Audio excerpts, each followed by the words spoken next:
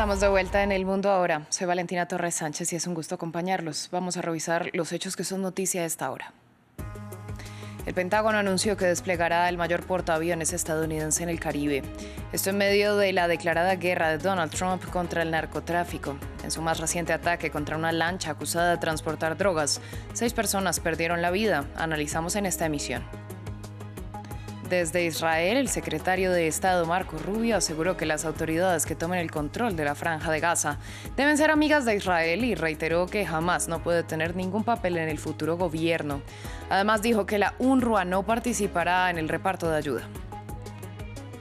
Durante la reunión de la coalición de voluntarios, los aliados de Ucrania indicaron que los activos rusos congelados deberían poder usarse velozmente para ayudar a Kiev. El presidente Volodymyr Zelensky urgió a sus socios a ampliar las sanciones rusas y pidió una vez más misiles de largo alcance.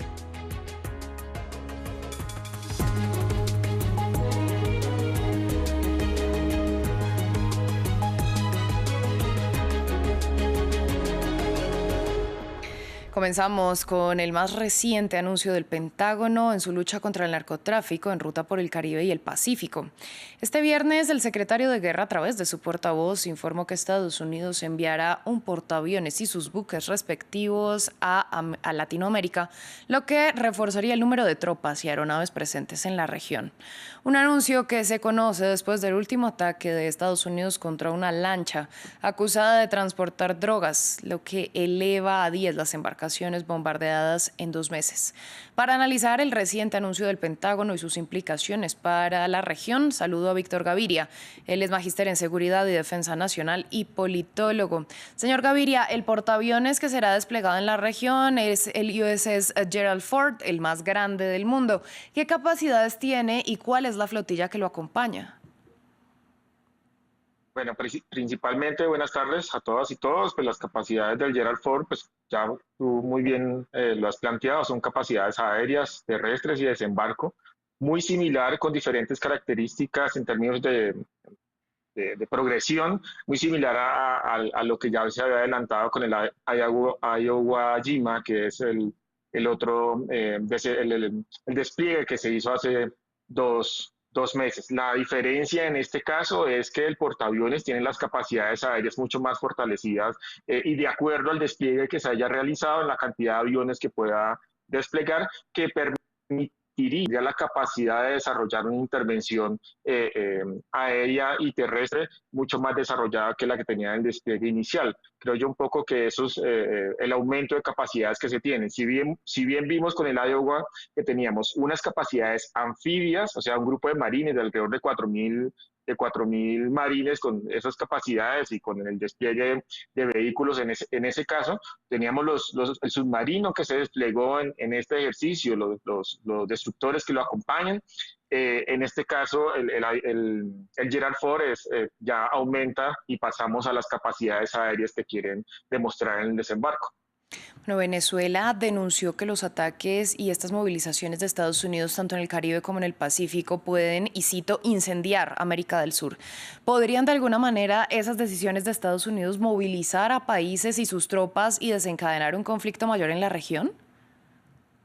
Completamente. Creo yo que Estados Unidos no está calculando muy bien las capacidades que hay en Sudamérica. Acá, de hecho, Colombia tiene una historia de cooperación militar con Estados Unidos bastante amplia y las capacidades colombianas, las capacidades venezolanas, las capacidades brasileñas, que es una potencia emergente en Latinoamérica, son bastante grandes y no estamos en un escenario donde solamente veamos las condiciones o la influencia de Estados Unidos.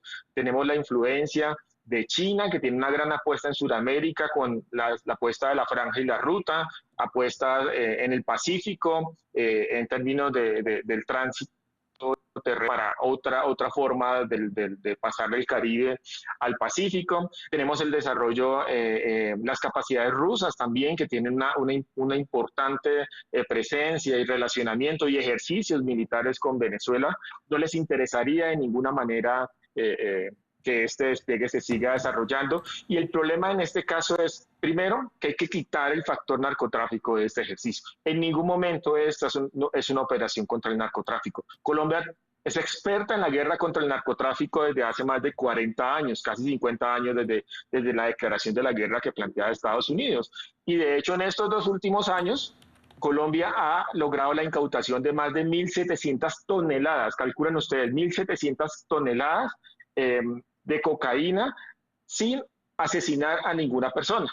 Entonces, esto no es una operación de narcotráfico, esta es una operación con la excusa del narcotráfico que buscan aumentar una influencia que poco a poco ha perdido Estados Unidos en estos países y que buscan también copar los intereses de ciertos sectores dentro del gobierno de Estados Unidos, como Bernie Moreno y pues todos los responsables de la política exterior de Estados Unidos hacia Venezuela. Hablemos hacia el petróleo Venezuela, pero también hablemos del hallazgo de sus minerales en la Guyana, que es un interés que está presente y que realmente es lo que está detrás de este ejercicio. Recuperación de la influencia de Estados Unidos en Sudamérica, que había abandonado hace muchísimo tiempo. O sea, ya nos quitamos el mote del patio trasero de los Estados Unidos y el interés sobre los hallazgos petroleros en Guyana y básicamente el interés sobre Venezuela, que más allá de la discusión democrática que ellos quieren plantear, es un interés sobre el petróleo venezolano. No hay nada más allá frente a eso. Y es algo bien importante que ustedes deben tener en cuenta, y es que en los últimos meses se ha venido planteando la recuperación de las plantas petroleras, de las explotaciones petroleras en el lago de Maracaibo, que es un lago que es muy cercano a Colombia. Y la recuperación de todo esto se hace con tecnología y con la inversión de China, independientemente de todo este ejercicio de los bloqueos. Eso ya se viene desarrollando, la recuperación de la explotación petrolera, las capacidades petroleras de Venezuela. Ahí es donde está realmente el objetivo de este gran despliegue militar, ¿sí? Ahí vamos a ver hasta dónde se aguanta la presión. ¿Cuál es el riesgo de tener todo este despliegue militar en el Caribe? Y el riesgo es un error. Sí, un error sobre un misil de estos, un dron que ataque no a una lancha de unos pescadores, sino ataque a un buque o a cualquier lancha, cualquier despliegue de Colombia, de Venezuela, de Brasil o de cualquiera de los países que compartimos el Caribe. Ahí podríamos tener problemas bastante grandes. Pues señor Gaviria, usted muchas gracias por su análisis y por compartirlo con nosotros en France 24. Bueno, Valentina, muchísimas gracias y que estén muy bien. En Colombia, el ministro de Justicia, Eduardo Montealegre, presentó su renuncia irrevocable al cargo. El funcionario envió una carta al presidente Gustavo Petro en la que explica que su dimisión se debe a la reciente anulación de la condena contra el expresidente Álvaro Uribe Vélez. Según Montealegre, debe dedicar su trabajo para lograr que tribunales internacionales frenen la, cito, violencia sistemática de la que responsabiliza al exjefe de Estado. El caso de Uribe aún debe pasar por la Corte Suprema de Justicia como última instancia, pero según Montealegre es probable que sea absuelto. Vamos hasta Argentina. El jueves los partidos cerraron sus campañas de cara a los comicios legislativos de medio término del próximo domingo, en los que se medirá el apoyo ciudadano a la agenda del presidente Javier Milei. Ayer el mandatario le pidió a sus seguidores no rendirse, mientras que el bloque opositor criticó al presidente y pidió un Estado presente. El informe es de Hugo Caro Jiménez. El pulso político en Argentina a puertas de ser medido. El jueves, el presidente argentino Javier Milei lideró un acto de cierre de campaña de su partido, previo a las elecciones legislativas de mitad de término este domingo, unos comicios que serán fundamentales para sostener la polémica agenda del mandatario. Consciente de la importancia de las elecciones, Milei le pidió a sus seguidores no rendirse. Que a pesar de tener el mejor gabinete de toda la historia, de estar acompañado de ministros brillantes, de diputados que son leones en el Congreso, no podemos solos. Necesito que ustedes nos elijan y nos sigan acompañando en las urnas. Que no aflojen, que estamos a mitad de camino, que sigan empujando, que vamos por el buen camino, y esta vez va a tener sentido, porque como nosotros decimos, la libertad avanza o Argentina retrocede. 35 millones de argentinos están llamados a las urnas para elegir a un tercio de la Cámara Alta y la mitad de la Cámara Baja, en un momento en el que el partido presidencial es minoritario en ambas cámaras. El peronismo, que también cerró su campaña el jueves, espera apoderarse del descontento de un sector de la población que se muestra cansado de las medidas económicas de choque del jefe de Estado. Le vamos a decir a Milei que en la provincia de Buenos Aires no pasa la motosierra, que en la provincia de Buenos Aires hay una provincia libre de topos. Es una provincia que quiere más derechos, que quiere Estado presente, que quiere justicia social. Será una mala palabra para ellos, mejor todavía. Lo decisivo de estos comicios también involucra a Donald Trump, ya que el presidente estadounidense condicionó el millonario auxilio económico de Washington a Argentina a una victoria del partido de Milei este domingo. En otras noticias desde Israel, el secretario de Estado Marco Rubio aseguró que las autoridades que entren a gobernar Gaza deben ser amigas de Israel, al tiempo que reiteró que jamás no debe tener ningún papel en ese futuro ejecutivo. De igual forma, anunció que la UNRWA, la Agencia de Naciones Unidas para los Refugiados Palestinos, a la que acusó de ser subsidiaria de Hamás, no desempeñará ningún papel en la entrega de ayuda a los gazatíes en el actual plan de alto el fuego.